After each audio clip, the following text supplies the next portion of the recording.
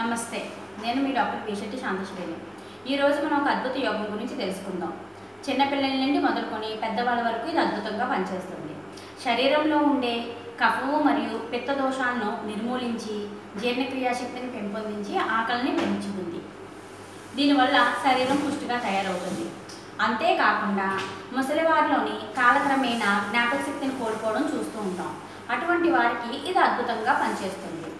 మరియు autism, ADHD, delayed mile stones, speech disorders మరియు మానసిక వ్యాధులతో బాధపడే చిన్నపిల్లలకి ఇది ఒక దివ్య ఔషధం అని చెప్పుకోవచ్చు. దీని తయారీ గురించి ఇప్పుడు తెలుసుకుందాం.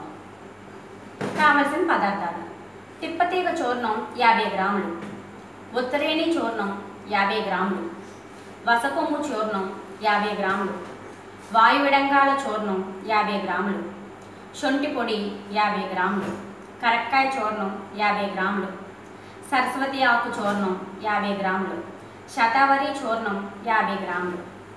పై అన్నింటిని తీసుకొని మిక్స్ చేసి ఒక జార్లో స్టోర్ చేసి ఉంచుకోవాలి.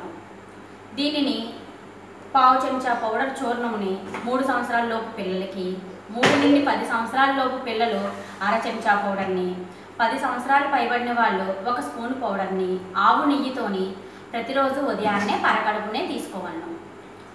ఇది మొదలుపెట్టిన వారం రోజుల నుండే దీని యొక్క అద్భుత ఫలితాలను చూడొచ్చు.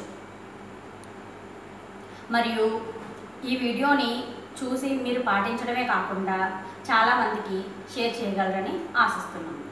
ధన్యవాదాలు.